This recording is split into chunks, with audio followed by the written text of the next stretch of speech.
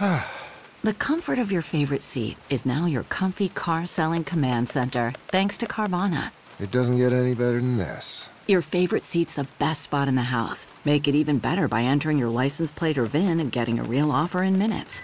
There really is no place like home. And speaking of home, Carvana will pick up your car from yours after you finalize your offer. Visit Carvana.com or download the app and sell your car from your comfy place.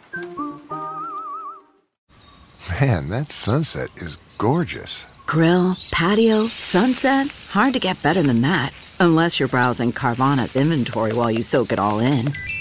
Oh, burger time. So sit back, get comfortable. Carvana's got thousands of cars under $20,000 just waiting for you. I could stay here forever. Carvana, where car buying meets comfort meets convenience. Download the app or visit Carvana.com today. Arthur Godfrey, who usually comes around with his talent scouts at this time on Monday, has just about finished his summer holiday. Godfrey will be back with us 1 week from tonight on August 28th.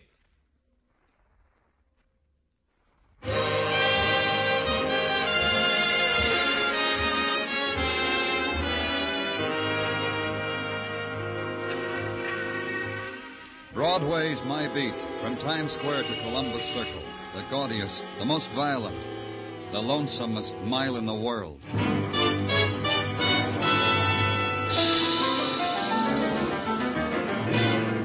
Broadway's My Beat, with Larry Thor as Detective Danny Clover.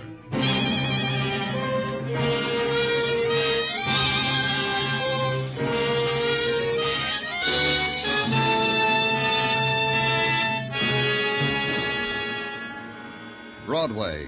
It's the place you drift to because the other promises you made to yourself never happened. You leave your life behind and stand on a street corner beating down the scream in your throat. It's the best of the 1,001 nights you dreamed of. The one place in the world where something happens to you outside of the movies. It always happens.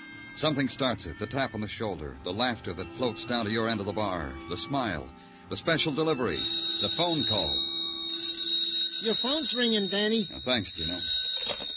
Danny Clover speaking. You gotta help. You gotta come here. You gotta come to my home. Who is this? Mrs. Corey. Please, my husband. What is it, Miss Corey? A suicide pact. He's trying to force me to kill Place this myself. call. I don't want to die. He's gonna make me die.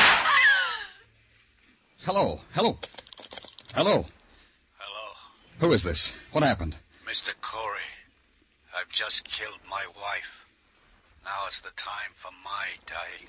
Listen, don't be a fool. Hello.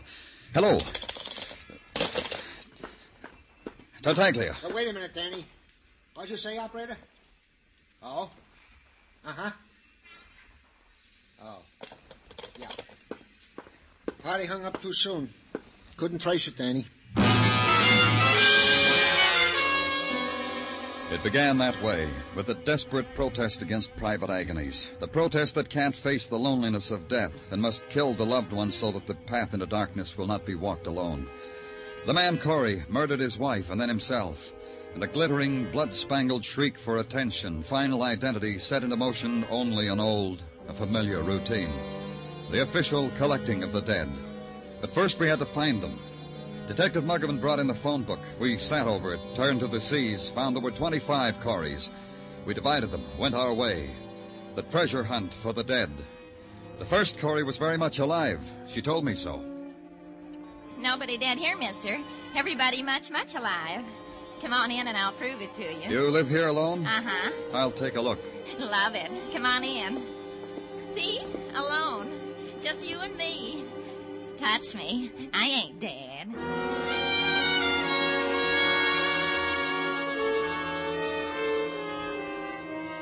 Yeah, sure. My name's Corey. Why do you have to know? A man named Corey killed his wife, said he was going to kill himself. Killed his wife, huh? Guts? That takes guts. Where's your wife, Mr. Corey? She's in the kitchen washing out my work pants so I can go out and look for work. Come on, I'll show it to you.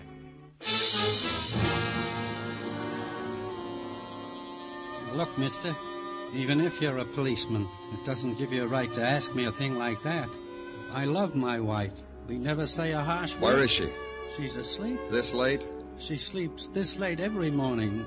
I was just preparing her breakfast. Call her. Look, mister, you don't know what you're asking. Call her.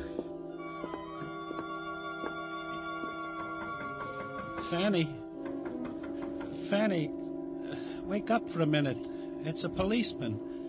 He wants to know, did we have a suicide pact? Fanny. Fanny. Suicide pact? Tell him no, but thank him for the suggestion.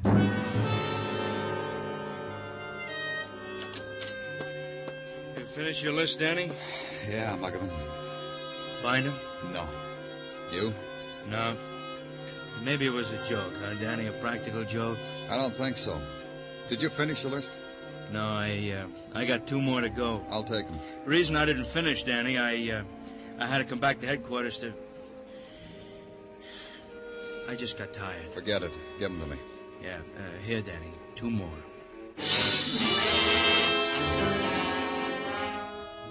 Maybe Muggavan was right. Maybe it had been a joke. Someone's grisly idea of a joke to play on the gullible police. There are people like that. There are people who make a pact to die. The first Corey on Muggavan's remaining list of 2 was an invalid, a bedridden woman tended by her middle-aged bachelor son. He asked me to stay and chat with them. It was such an interesting thing to have happen to them. At the last place, the manager of a plush apartment house just off the park told me, indeed, yes, indeed, he had a Mr. and Mrs. Corey. Oh, yes, indeed. They've been with us, let me see, 5 years, I should say. What apartment are they in? 3A. You understand, of course, that solicitors and peddlers are not allowed on the premises. No? I'm from the police. See? Police. Police. What is your interest in Mr. and Mrs. Corey? You're perfectly right. Which way is 3A? Down this center hall. But we'll announce ourselves first, shall we?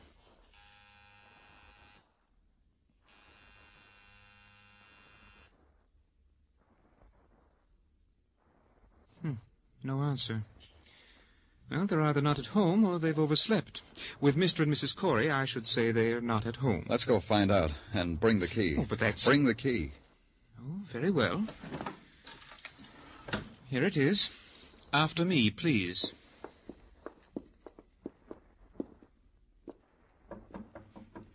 Mr. Corey.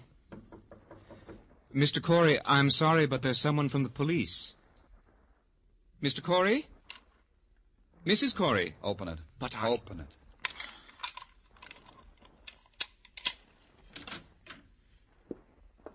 See?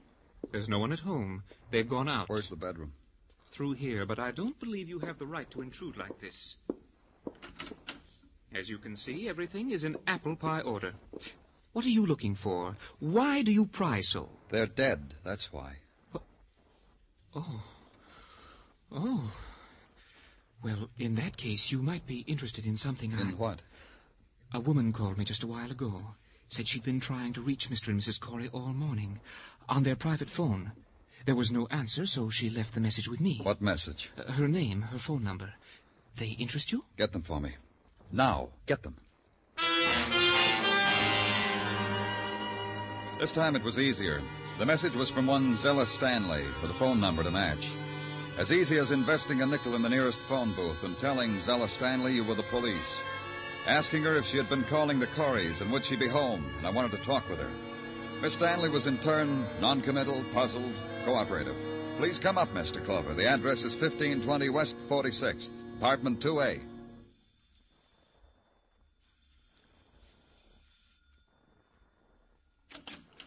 Mr. Clover? Yes. Please come in. Will you sit down? Let me get these things out of here. I was so tired when I came home last night, I undressed walking into the bedroom. Now, won't you sit down? Thank you. About Mr. and Ms. Corey. Now, don't put me on the defensive, Mr. Clover. I want to help you with whatever it is, so just let me tell you. Good. Go ahead. I've been calling Alice all morning. That's Alice Corey. That's right. There's been no answer at her apartment. Is that something unusual? Not in itself. I've called people before, and I suppose you have. Called them, and no one answers. Was it important that you get in touch with Mrs. Corey? Not in itself. I just wanted to talk to her. I see. Just a kind of, good morning, Alice. How are you? Is that it? Something like that. Just let me tell you. Will that be all right, Mr. Clover? Yeah, it'll be just fine. Yes. Well, I was at the Coreys last night for bridge.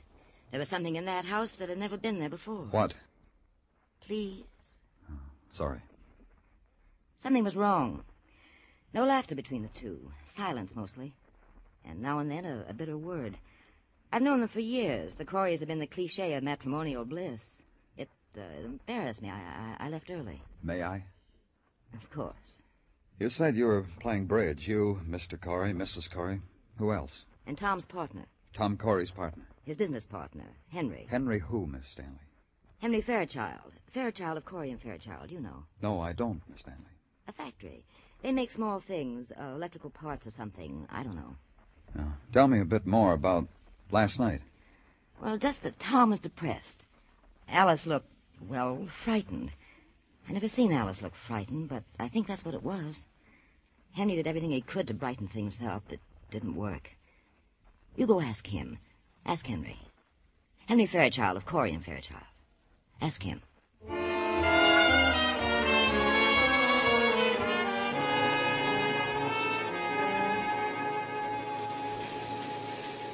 My secretary tells me you're from the police. I can't tell you how delighted I am to see you. Delighted. Thank you, Mr. Fairchild. Come over here, Mr. Clover. Quick, come over. I want you to see something. I'll draw these drapes back so you can see something. Look down there. What do you think? Yeah, it's quite a little factory you have there. It's more than that, Mr. Clover. It's 10 years of our lives. 10 years of blood, sweat, tears. No other way to say it. 10 years of that. And he walks on it, squashes it like it was a cockroach we'd built. Oh? They're ruined, destroyed, milked dry. All that work sucked dry because he was greedy, hungry for more money. $50,000. Like that. Like he was taking it out of a piggy bank. Arrest him, Mr. Clover. Go arrest him. Who? My partner, Tom Corey. Arrest him for grand larceny. Arrest him for dipping his fingers into our till. Arrest him for being an ungrateful, greedy... Tom Corey did that? Yeah, here are the books. Look for yourself. But you wouldn't know about a thing like that. Your experts will, though. They'll see how month after month he stole 5,000 here, 3 here, 10 here, 2 here. Uh-huh. When did you see Corey last? Last night. We were playing bridge. He was moody. New to his wife, to Alice. I tried to cheer him up because I thought it was dyspepsia or something. This morning I find it was this. When you arrest him, Mr. Clover, tell him I'll make it a point to visit him in jail. It'll give me kicks to see him there every chance I get. Corey killed his wife this morning, then himself. What? He didn't have to do that. He could have come to me. I'd have helped him. Honest. We can't find them. They're not at the apartment. How about their place on Fire Island? Where? They have a house on Fire Island. You think we should try there, Mr. Clover?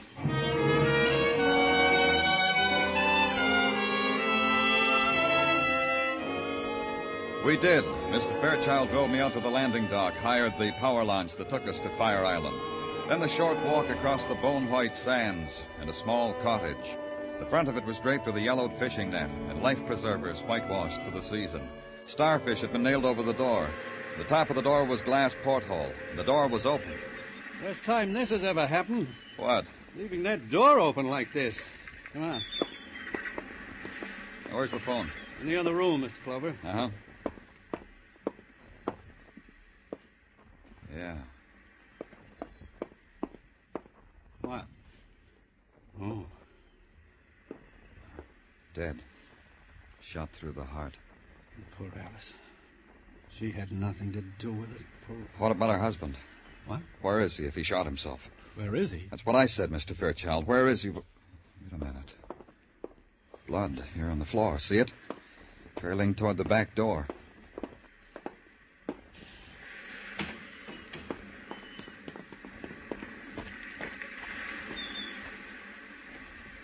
Here. Now the blood stops. But no Tom. Where is he? You said he committed suicide. I was wrong. He committed murder.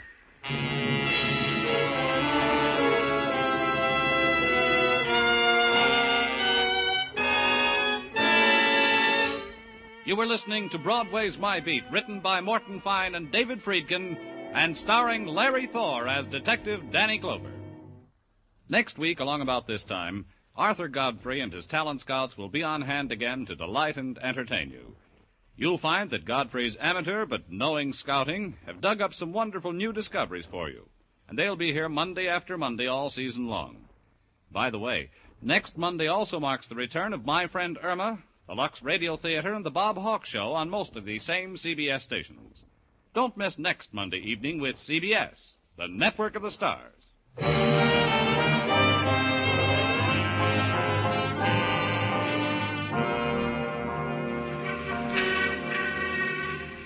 There's this about Broadway.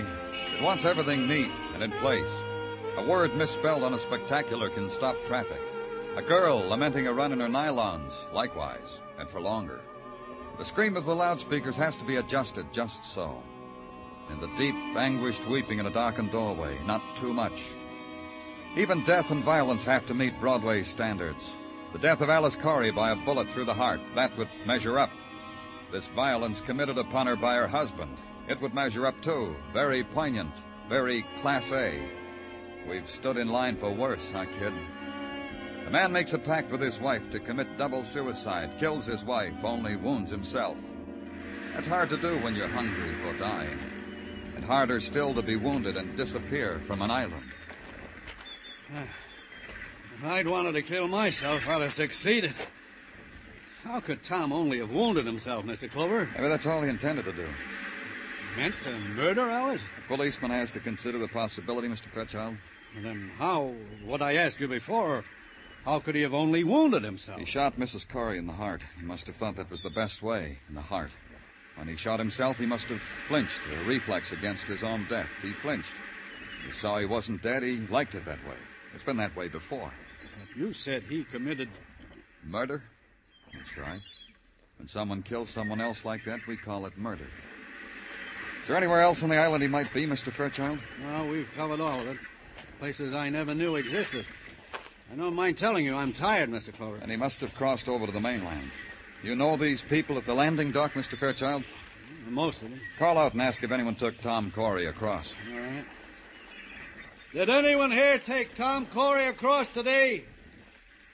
Did anyone take... Oh, Graham did, Mr. Fairchild. Where is he? Just the other side of the landing. See his boat? Let's go, Fairchild.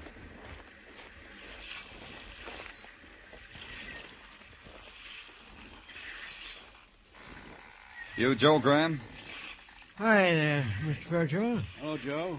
This is Mr. Clover, Joe. He's a detective. He wants I want to know if you took Tom Corey across today. You want to know, too, Mr. Fairchild? We do, Joe. Yeah, I took Tom across. When?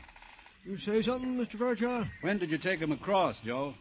Early today, around noon, Mr. Fairchild. Did he say anything to you? Tell your friend I'm a very sociable man, Mr. Fairchild. People talk to me. I talk to people. People I care about. Mr. Clover asked that because Tom Corey is a murderer. He killed Mrs. Corey this morning.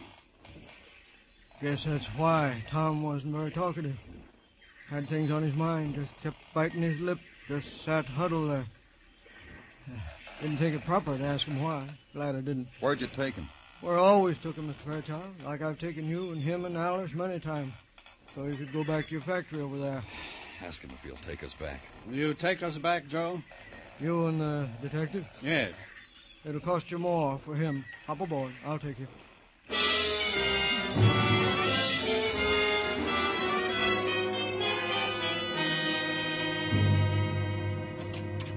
Danny? Come on in, Gino. What's on your mind? It came through, Danny. I'm going to miss you. Why are you going to miss me, Gino? What came through? But Captain Julius okayed your vacation request, and so did the inspector, and so did the commissioner. Then back again through the inspector and Captain Julius. So, here it is. Where you going, Danny? I haven't made up my mind. I've been mulling over the travel folders, me and Mrs. Tartaglia, and we feel the place for you is Mexico. Mexico, huh? See, in Ensenada, in Mexico, in the Riviera Pacifico. Imagine you with a serape over your shoulder, huaraches on your feet, and a la cucaracha on your lips. See, Mexico, man amigo. Me amigo. And we are friends, aren't we? Gino... Lieutenant Clover? Yes. What is it? I'm Dr. Haskell. They told me to come right in. Of course. What is it, Doctor? They said you'd want to see me, that you were working on something that might have something to do with what I want to see you about. All right. What is it? About 20 minutes ago, a man forced his way into my office. I say forced himself because he had a gun. What did the man look like? Oh, about 40, strongly built.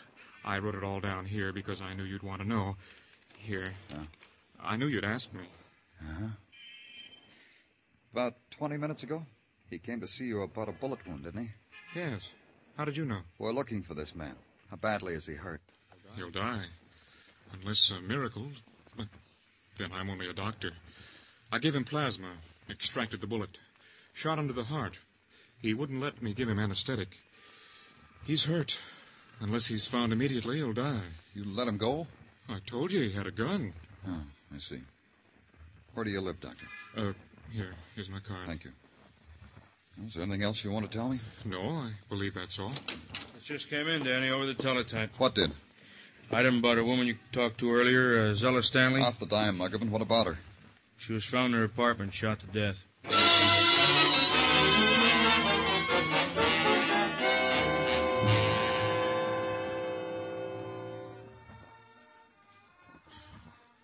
Pretty expensive dress she's wearing, Danny. Uh-huh. She must have been very pretty once. Zella. Knew a girl in high school, the name of Zella. Well, she's lying. He must have shot her the minute she opened the door, huh? Yeah. Take the other room, Muggavan. I'll go through this one. Okay, Danny. Danny? Yeah? The radio? Radio phonograph combo. Also very expensive. The bed also, the furnishings. Wonder how she managed. Maybe she was rich, huh? Maybe.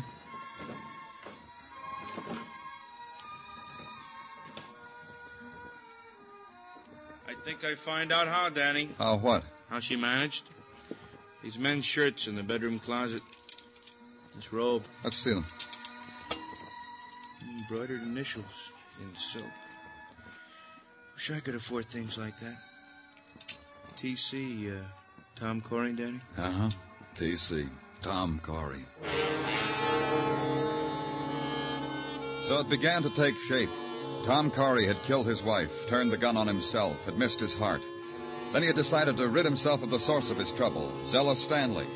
Committed grand larceny, committed murder, 2 murders. Now he was a dying man someplace in the city. Find him. We tried all points bulletins, newspaper releases, call on the hospitals, then back to headquarters and wait. Then nodded a man who nudged his head through a door and listened to his story. I run the Diamond Hotel on 37th Street. A little while ago, a man came in my place to register. Why do you think that's of interest to me? The man had no bags. I saw that right away when I handed him the pen to write. Then on top of that, he said, "You write my name for me. It's Smith." That's what he said. "Write John Smith." I said, "Why?" He said, "Because I got my hands in my pockets, that's why." I said, "Oh, do you?" Come to the point, will you? The point is this. I looked over the desk at these hands in his pockets just to see what went. What went was the side of his coat was blood. Then I got cagey. Cagey? Cagey. I said, "How long you want the room? Months? Day? Week?" Then he looked funny and said all he wanted to do was rest a while. I said, because I saw trouble. He left. I came here. I did right, didn't I?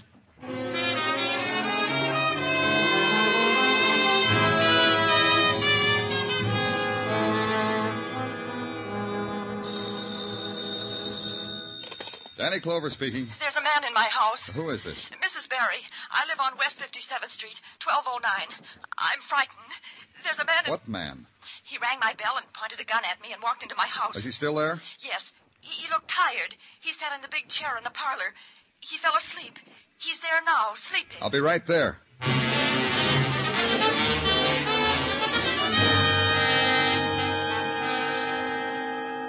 Can't you understand? He's gone. But just 10 minutes ago, you called. 10 minutes ago, he was sitting in that chair sleeping. He woke up and left. He had a gun. All right. All right, he says. He had a gun pointed at my nose. What did you want me to do? Hit him over the head with a candlestick? Not me. He left. Look, left blood, too. All over my rug.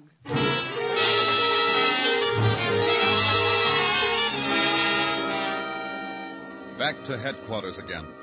Then a phone call from a pedestrian who'd just seen a man who fitted Tom Corey's description on West 62nd. The man was staggering, Mr. Clover. So Mr. Clover dispatched a squad car to the area. The man was nowhere in sight. Then Mr. Clover sat down and thought about it. Tom Corey left Fire Island by boat, found a doctor on 12th Street in the village. Put a thumbtack on the map. Tom Corey has tried to get a room at the Diamond Hotel on West 37th. Thumbtack. Tom Corey had murdered Zella Stanley, West 46th.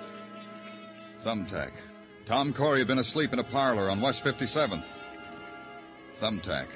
Then a phone. Man, probably Tom Corey, was seen staggering on West 62nd. Thumbtack.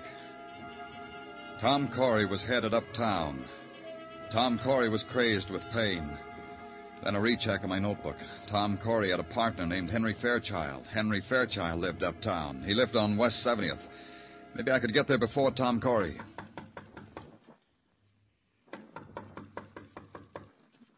Who is it? The police. Danny Clover. Come in, quickly. Oh, I'm glad it's you. You afraid of something, Mr. Fairchild? Huh? What? The door bolted, locked. What are you afraid of? I read it in the newspapers. Tom, he's still loose. You still haven't answered my question. What are you afraid of? Isn't it obvious? Tom has killed his wife, killed Zella. Now he's... That's why you're here, Mr. Clover. You know Tom is on his way. Uh-huh. I figure he is. I'm just wondering why you figured it. You just said it's obvious. Tom is out of his mind. He killed Zella, didn't he? You know why, too, don't you? No. Tell me why. You found his shirts there, didn't you?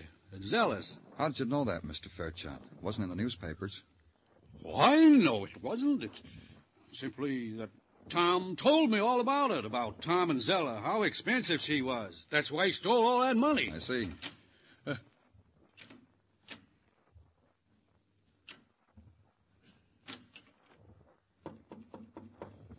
Mr. Clover. Put down that gun. But... Give it to me. I said give it to me. Now stand right where you are. I'll take care of it.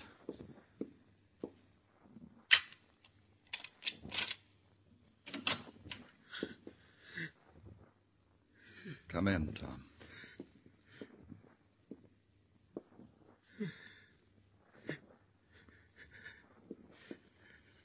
Shoot him. Shoot him. He'll kill me. I'll take that gun, Corey. Come on, Corey. I'll help you. Sit down over here. There. Don't believe him, Mr. Clover. Don't believe anything Corey says. Huh? He's going to tell you I killed his wife, that I shot him, that I stole the money. Ridiculous things, crazy things, because he's crazy now. Tom? Of course, Tom. He's crazy. He's going to say that Zella and I arranged the whole thing to make it look like a suicide pact, that I killed Zella. Tom. Tom. That's right. Tom's dead. He just confessed to a dead man.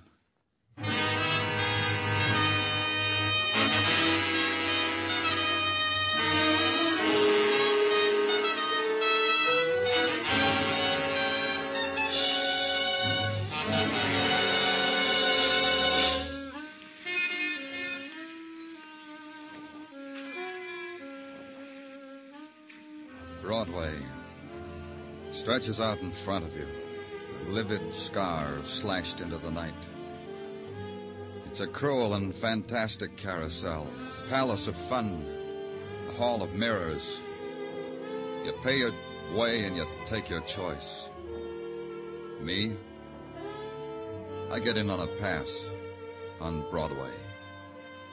The gaudiest, the most violent, the lonesomest mile in the world. Broadway. My beat.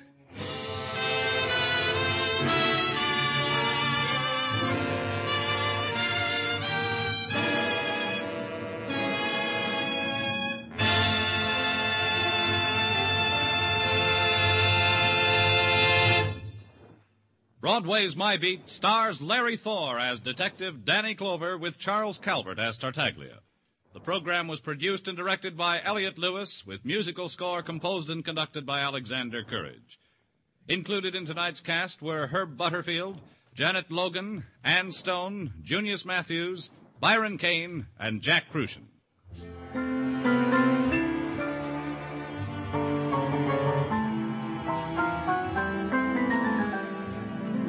Ladies and gentlemen, tonight's program concludes the present series of Broadway's My Beat. We thank you for listening and hope to return in the near future when Danny Clover will bring you more adventures along the Great White Way.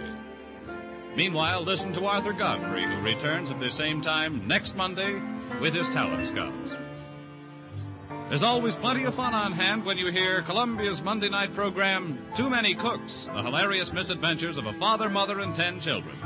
Stay tuned now for Too Many Cooks, which follows immediately over most of these Columbia stations. Bob Stevenson speaking. This is CBS, where you live life with Luigi on Tuesday night, the Columbia Broadcasting System.